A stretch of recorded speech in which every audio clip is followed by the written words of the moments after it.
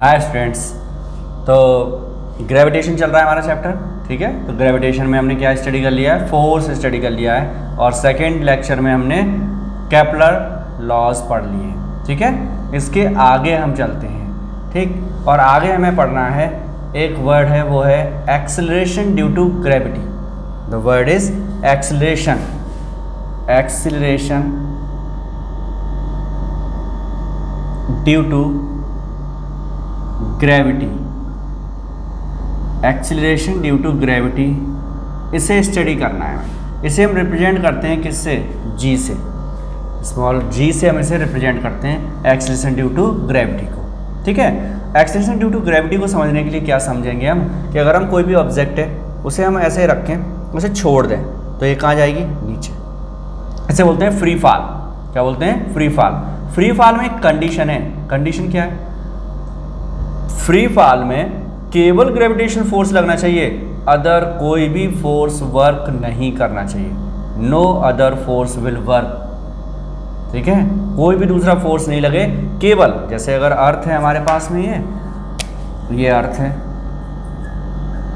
ठीक है। ये अर्थ हमने बना दी, सरफेस बनाई है, यहाँ से हमने किसी ऑब्जेक्ट एम मास के ऑब्जेक्ट को छोड़ दिया, तो ये जा रही है नीचे।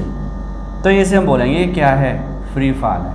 कब, यहाँ पर फ्रिक्शन ना हो एयर का, वो 11th क्लास और 6th 7th 8th क्लास में हम पढ़ के आए हैं, क्या बॉइंट फोर्स होता है, वो वर्क ना करे, फ्रिक्शन वर्क ना करे, कोई और फोर्स ना लगे, ये कोई भी फोर्स नहीं लगना चाहिए, केवल क्या लगे, अर्थ का पुल, ग्रेविटेशनल पुल, तो उसे हम बोलते हैं वो फ्री फॉल है, वो आराम से ऊपर से गिर रही है, ठीक है। जब वो ऊपर से गिरेगी तो स्पीड चेंज होगी, स्पीड चेंज होने का मतलब क्या होगा, एक्सीलरेशन होगा, बस उसी को हम बोलते हैं एक्सीलरेशन ड्यू टू ग्रेविटी।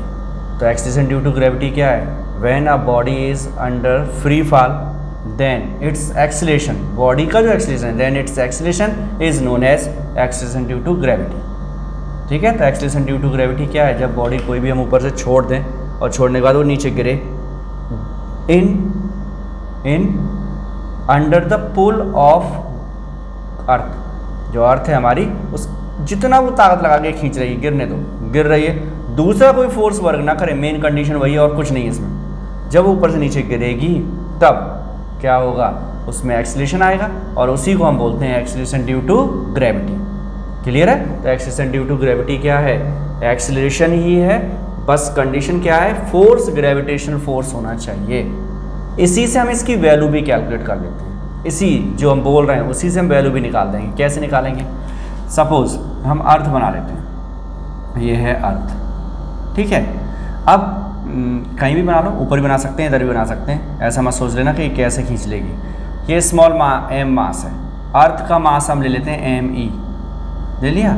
यहाँ से हमने क्या किया, ये डिस्टेंस है, सपोज कितनी, स्मॉल आर डिस्टेंस है, ठीक है, स्मॉल आर डिस्टेंस है।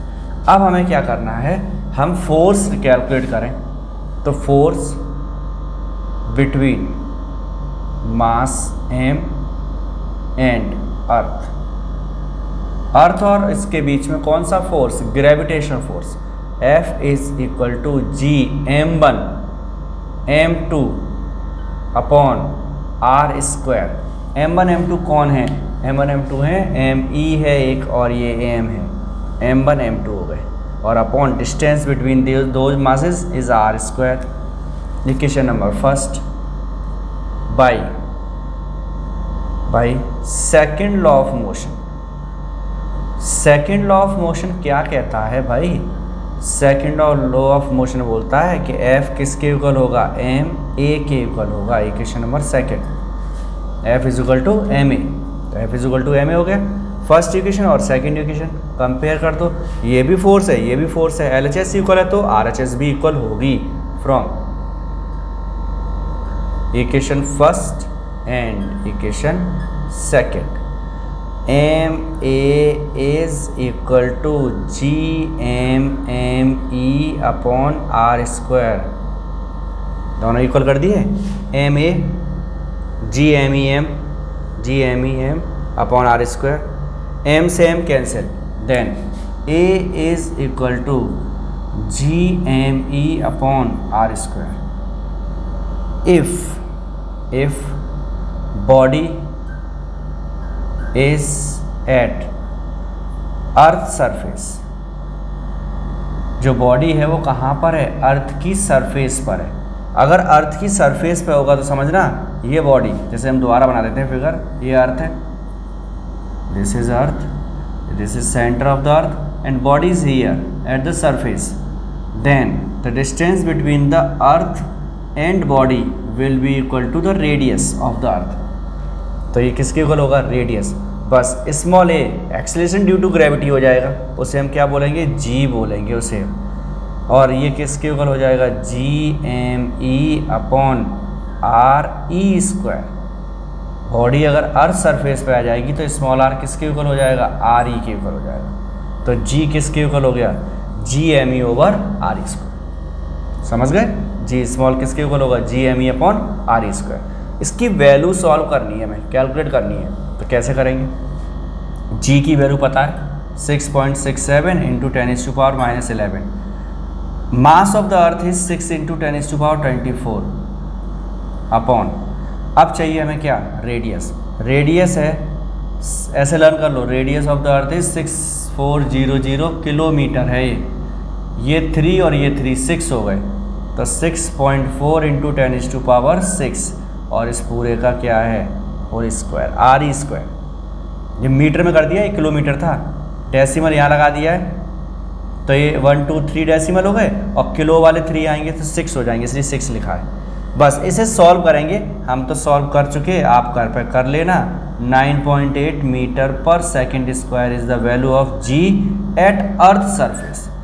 G की जो वैल्यू आ रही है अर्थ सरफेस पे वो कितनी है, 9.8 मीटर पर सेकेंड स्क्वायर है। ठीक है, अब यहाँ पर बात समझो थियोरेटिकली, जब हम इस अर्थ सरफेस से दूर जाएंगे या इसके अंदर जाएं, दोनों कंडीशंस हैं, या तो एल्टीट्यूड पे जाओ, हाइट पे चलो, या डेप्थ में जाओ, दोनों ही कंडीशन में ग्रेविटेशनल एक्सीलरेशन कम होगा। लर्न कर लो इस बात, चाहे हम उस अर्थ सरफेस से ऊपर जाएं, चाहे अर्थ सरफेस के नीचे आएं, दोनों ही कंडीशंस में क्या होगा, दोनों ही कंडीशंस में स्मॉल g की वैल्यू डिक्रीज होगी। हो गया लर्न, ऊपर जाने पर भी और अंदर जाने पर भी दोनों में क्या होगा, स्मॉल g विल रिड्यूस, कम होगा। ठीक है, वो डिपेंड करता है कितना ऊपर जाएं कितना अंदर जाएं, वो अलग अलग वेरिएशन है।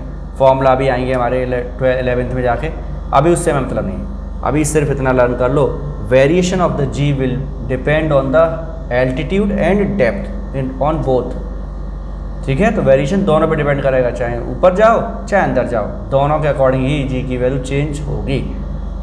और भी डिपेंडेंसी है, साइज़ की वजह से भी डिपेंड करता है। साइज़ कैसे, अर्थ जो होती है, अर्थ कुछ इस तरह से है कि इसकी जो पोल की रेडियस है वो कम है और इक्वेटर वाली जो रेडियस है वो ज़्यादा है, तो साइज़ के अकॉर्डिंग भी वेरिएशन आ जाएगा, क्योंकि r अगर चेंज हुआ, डिनोमिनेटर में अगर वेरिएशन आएगा तो वैल्यू चेंज होगी।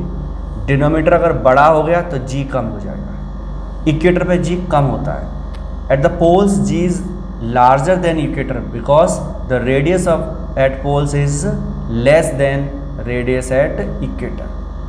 ठीक है, तो साइज के अकॉर्डिंग भी g की वैल्यू चेंज करती है। रेडियस वेरी कर रही है अर्थ की, 21 किलोमीटर का डिफरेंस है, ज़्यादा डिफरेंस नहीं है, तो difference is only of 21 kilometre, वो भी जब इतनी रेडियस है तब, तो बहुत ज़रा सा डिफरेंस है खैर, लेकिन वेरिएशन है।